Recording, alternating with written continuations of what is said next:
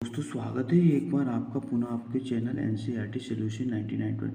दोस्तों हमें आशा है आप अच्छे होंगे, स्वस्थ होंगे और आपकी पढ़ाई अच्छे से चल रही होगी। दोस्तों हमने जो है 12 प्रैक्टिस सेट प्ले लिस्ट में डाल दिए। दोस्तों आप चाहें तो इन प्रैक्टिस सेट को देख सकते हैं। दोस्तों इसी श्रृंखला को जारी रखते हुए आज हम बच्चों हिंदी विषय के एक नए प्रैक्टिस सेट को लेकर आए हैं, जो आपकी आने वाली परीक्षाओं के लिए, चाहे वो टीजीटी हो, पीजीटी हो या किसी भी स्टेट की परीक्षा दे रहे हैं दोस्तों, आपके लिए प्रैक्टिस सेट बहुत ही ब्रह्मास्त्र का कार्य करेगा दोस्तों। तो स्टार्ट करते हैं इस प्रैक्टिस सेट को। पिछले प्रैक्टिस सेट में दोस्तों हमने प्रश्न क्रमांक 80 तक के प्रश्नों को हल किया था। आज दोस्तों प्रश्न क्रमांक 81 से लेकर के 125 तक के जो प्रश्न होंगे, बाकी शेष प्रश्नों को दोस्तों सॉल्व करेंगे। तो स्टार्ट करते हैं दोस्तों नेक्स्ट प्रैक्टिस सेट को। तो दोस्तों प्रश्न क्रमांक 81 कह रहा है कि न्यस्ती चरित किसकी रचना है। तो दोस्तों न्यस्ती चरित रचना है दोस्तों श्रीहर्ष की रचना है, इसको आपको याद रखना है। इनमें से कौन सी रचना माघ कवि की है। तो दोस्तों माघ कवि की रचना का नाम है शिशुपाल वध, इसको भी आप ध्यान रखेंगे दोस्तों। गागर में सागर बनना मुहावरे का अर्थ है। दोस्तों ये मुहावरा अक्सर पूछा जाता है कि गागर में सागर बनना का क्या अर्थ है। तो गागर में सागर बनने का अर्थ है दोस्तों थोड़े में बहुत कहना। जिस तरह वो जो बिहारी जी ने अपने दोहों में गागर में सागर बनने का कार्य किया, इसको आप ध्यान रखना। या इसका दूसरा अर्थ होता है दोस्तों विस्तृत बात को संक्षेप में कहना, इसको भी आप याद रख सकते हैं। कविता का बहुवचन क्या है। तो दोस्तों कविता का बहुवचन होगा कविताएं, इसको भी आप याद रखेंगे। जीवेषणा का सही संधि विच्छेद क्या है। तो दोस्तों जीवेषणा का सही संधि विच्छेद होगा जीव प्लस एषणा, इसको भी आप याद ध्यान रखेंगे। प्रमातृ शब्द में कौन सा समाज है, कौन सा समाज नहीं है दोस्तों। तो प्रमातृ शब्द में दृगु समाज नहीं है दोस्तों। दृगु समाज वहाँ होता है दोस्तों जहाँ पर प्रथम पद संख्यावाची हो, तो इसको आपको याद रखना है। सा हस्तेन खादती में कौन सा कारक है। सा हस्तेन का वह हाथ से खाता है। दोस्तों इसमें कर्ण कारक है, हाथ से या के द्वारा जहाँ प्रयोग होता है दोस्तों वहाँ कर्ण कारक होता है, इसको याद। कविता का मर्म में कौन सी विभक्ति है। दोस्तों कविता का मर्म में जो विभक्ति है वो षष्ठी विभक्ति है, आपको याद रखना है। इसके बाद दोस्तों राम कृष्णों में कौन सा समास है। तो वो उसका अर्थ होगा राम चा कृष्णों, इसमें दोस्तों द्वंद्व समाज है और इसमें दोस्तों और शब्द का लोप होता है, राम और कृष्ण। तो इस तरह से 89 प्रश्न हमारे पूरे थे। इसके बाद देते हैं बच्चों 90 प्रश्न। प्रश्न नंबर 90 दोस्तों सज्जन पापात जुगुप्सते, अर्थात सज्जन पाप से घृणा करते हैं। इसका राइट आंसर दोस्तों ए है, सज्जन पाप से घृणा करते हैं। रामेण से सीता बन गच्छति, इसका अर्थ है दोस्तों राम के साथ सीता बन जाती हैं। इसके बाद सुबह दोपहर शाम किस उपन्यासकार की रचना है। दोस्तों सुबह दोपहर शाम किस उपन्यासकार की रचना। तो दोस्तों ये रचना है कमलेश्वर की, इसको आप याद रखेंगे। इसके बाद दोस्तों राहुल सांकृत्यायन ने हिंदी का पहला कवि किसे माना है। दोस्तों राहुल सांकृत्यायन ने जो हिंदी का पहला कवि माना सरपा को, इसको और दोस्तों याद रखना हिंदी का पहला कवि सरपा को ही माना जाता है, ये भी आप याद रखना।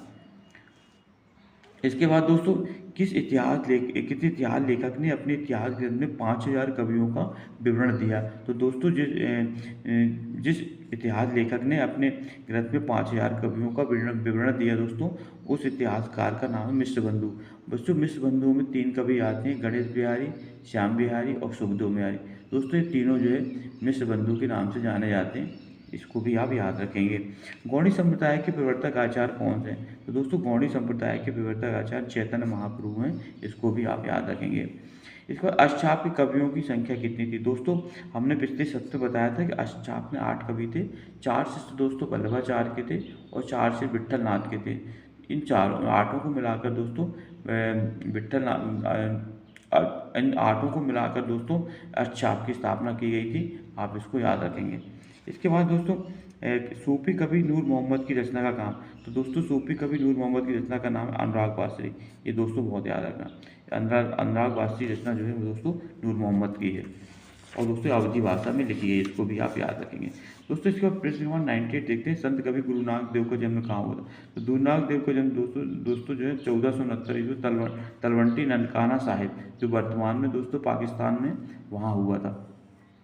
श्रृंगार और वात्सल्य रस का सम्राट किसे कहा जाता है। दोस्तों श्रृंगार और वात्सल्य रस का सम्राट सूरदास को कहा जाता है, आप इसे याद रखें दोस्तों, अक्सर परीक्षाओं में पूछा जाता है श्रृंगार और वात्सल्य रस का सम्राट किसे कहा जाता है।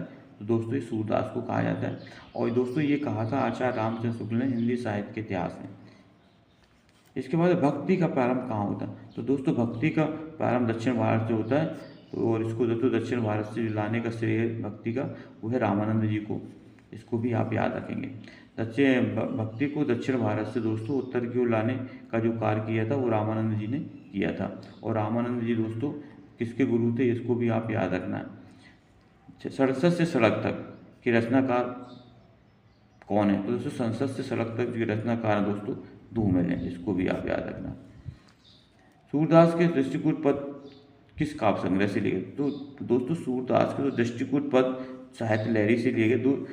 दोस्तों दृष्टिकूट पद वो पद कहलाते हैं जिनका अर्थ निकालना बहुत कठिनाई से निकाला जाता है, वो दृष्टिकूट पद कहलाते हैं। दोस्तों ये पद जो है साहित्य लहरी में संग्रहित हैं।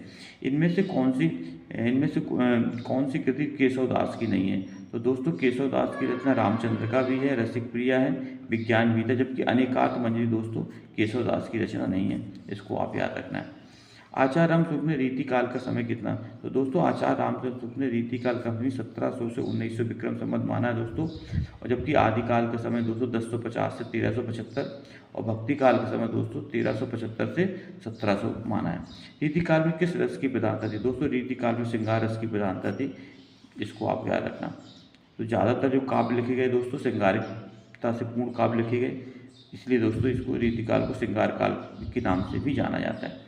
इनमें से रीतिकाल में कौन सा कवि प्रकृति चित्रण के लिए मशहूर, दोस्तों बहुत ही आईएमपी क्वेश्चन, इसको आईएमपी लगा ले दोस्तों ये कि रीतिकाल में कौन सा कवि प्रकृति चित्रण के लिए, दोस्तों ये जो है वर्ग एक परीक्षा में पूछा गया प्रश्न है दोस्तों, पिछली बार पूछा गया था, तो इसको भी आप रखें कि रीतिकाल में कौन सा कवि अपनी प्रकृति चित्रण के लिए जाना जाता है, तो दोस्तों उस कवि का नाम है सेनापति, इसको आप याद रखें। तो दोस्तों रीतिकाल के एकमात्र ऐसे कवि हैं जिन्होंने प्रकृति का दोस्तों बहुत अच्छा मनोरम वर्णन किया है। इसके बाद दोस्तों प्रश्न क्रमांक देखते हैं 107। प्रश्न का 107 है ब्राह्मण पत्रिका के संपादक का नाम कौन सा, दोस्तों ब्राह्मण पत्रिका के संपादक का नाम है प्रताप नारायण मिश्र, इसको आप याद रखेंगे। इनमें छायावादी कवि कौन नहीं है, दोस्तों छायावादी कवि सूर्यकांत त्रिपाठी निराला छायावादी कवि दोस्तों, सुमित्रा नंदन पद भी छायावादी कवि हैं, जयशंकर प्रसाद भी छायावादी कवि हैं, जबकि शिव मंगल सिंह सुमन दोस्तों छायावादी कवि नहीं दोस्तों, ये प्रगतिवादी कवि हैं, इसको भी आप याद रखेंगे। सूर्यकांत त्रिपाठी दोस्तों छायावाद के रुद्र या महेश कहे जाते हैं। सुमित्रानंद पद को दोस्तों आपको पता है प्रसाद जी को ब्रह्मा कहा जाता है और इनको विष्णु कहा जाता है, और सूर्यकांत त्रिपाठी निराला को महेश के नाम से जाना जाता है।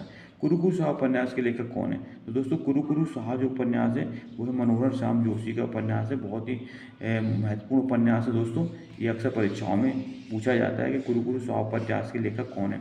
आवारा मसीहा के लेखक कौन है, दोस्तों आवारा मसीहा एक जीवनी है जो विष्णु प्रभाकर ने लिखी थी दोस्तों, इसको आप याद रखेंगे। और दोस्तों ये जो है शरतचंद्र के जीवन से संबंधित है। कामायनी में कुल कितने सर्ग हैं, दोस्तों बहुत ही आईएमपी क्वेश्चन है कामायनी में सर्ग, तो दोस्तों कामायनी में कुल 15 सर्ग हैं, इसको आप याद रखना। कामायनी कुल कितने सर्ग हैं दोस्तों, 15 सर्ग हैं, और वो दोस्तों इसकी रचना 1935 में हुई थी, और इसके रचनाकार दोस्तों जयशंकर प्रसाद, इसको भी याद रखना। कामायनी का दोस्तों पहला सर्ग चिंता सर्ग से शुरू होता है, और लास्ट का सर्ग दोस्तों आनंद है। रत्नाकर के उद्धव शतक किस भाषा में लिखा, दोस्तों रत्नाकर के उद्धव शतक ब्रज भाषा में लिखा गया, दोस्तों आपको याद रखना है। इसके बाद निम्नलिखित में से किस नाटक में नारी के पुनर्विवाह की समस्या उठाई, दोस्तों पुनर्लग्न नहीं पुनर्विवाह है, तो ध्रुव स्वामी जो नाटक है दोस्तों, ये जयशंकर प्रसाद का महत्वपूर्ण नाटक है जिसमें पुनर्विवाह की समस्या को याद रखें। इनमें से किसने सर्वप्रथम ऐतिहासिक नाटक लिखा, तो दोस्तों इसमें से किसने सर्वाधिक ऐतिहासिक नाटक, तो दोस्तों जयशंकर प्रसाद एक ऐतिहासिक नाटककार के रूप में जाने जाते हैं, और दोस्तों इन्होंने सबसे ज़्यादा ऐतिहासिक नाटक लिखे जयशंकर प्रसाद ने। इनके दोस्तों महत्वपूर्ण नाटक हैं चंद्रगुप्त हैं, याद रखना आपको, स्कंदगुप्त, ध्रुव स्वामी, ये दोस्तों इनके बहुत महत्वपूर्ण नाटक हैं। सन 1975 के बाद की कविता को कौन सी कविता का नाम दिया जाता है, दोस्तों समकालीन कविता के नाम से जाना जाता है 1975 के बाद की कविता को। राग दरबारी नाम उपन्यास के लेखक कौन है, तो दोस्तों राग दरबारी बहुत ही महत्वपूर्ण उपन्यास है दोस्तों, नेट के सिलेबस में लगा है, और राग दरबारी उपन्यास दोस्तों श्रीलाल शुक्ल का उपन्यास है, इसको आप याद रखना। इसके बाद दोस्तों प्रश्न क्रमांक 117 देखते हैं। प्रश्न क्रमांक 117 क्या है, सचेतन कहानी के प्रवर्तक कौन है, तो दोस्तों सचेतन कहानी के प्रवर्तक महीप सिंह है, इसको आप याद रखना है। इनमें से कौन सी कृति अज्ञेय की है, तो देखो संसद से चढ़क कर दोस्तों ये धूमिल की रचना है, और धूमिल का पूरा नाम था दोस्तों सुदामा पांडे, जबकि हरी घास छड़ पर दोस्तों ये अज्ञेय की कृति है, इसको भी आप याद रखिए। अज्ञेय का जन्म दोस्तों 1911 ईस्वी में हुआ था, और अज्ञेय ने जो 4 तार सप्तकों का प्रकाशन किया दोस्तों, इसको भी याद रखना। बालकृष्ण वर्मा नवीनकृत काव्य इनमें से कौन सा है, तो दोस्तों रेणुका जो है रामधारी सिंह दिनकर है, का है, हिम किरीटनी दोस्तों माखनलाल चतुर्वेदी का है, और हम बिस्पाई जन्म दोस्तों ये माखनलाल बालकृष्ण शर्मा नवीन की काव्य है दोस्तों, इसको भी आप याद रखेंगे। और मिलन पथक, मिलन जो है तो रामनरेश त्रिपाठी की रचना है, इसको भी याद रखेंगे।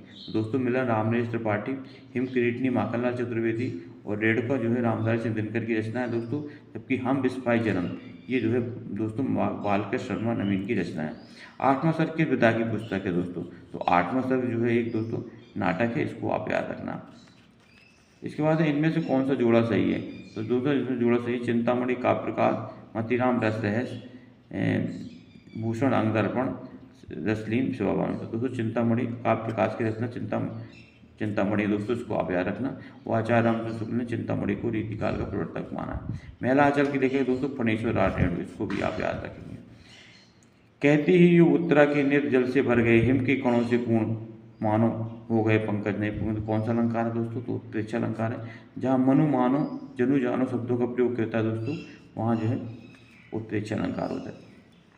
चरण कमल बंदो हरिराई में कौन सा अलंकार है दोस्तों, तो यहाँ रूपक अलंकार है, क्योंकि चरण रूपी कमल रूपी चरणों की वंदना हो रही है, तो जहाँ रूपी शब्द का प्रयोग होता है दोस्तों, तो वहाँ पे जो है रूपक अलंकार होता है।